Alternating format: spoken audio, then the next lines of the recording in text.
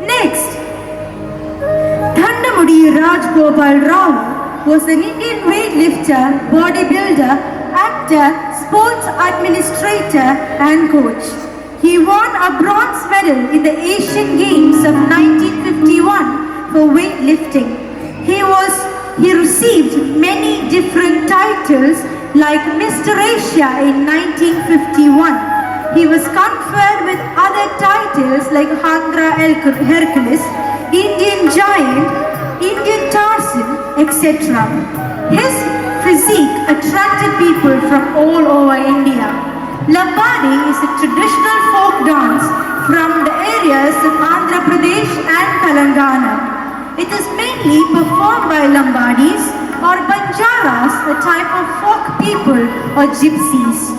They migrated from Afghanistan to India. This dance form is a mixture of Telangana and Rajasthani cultures.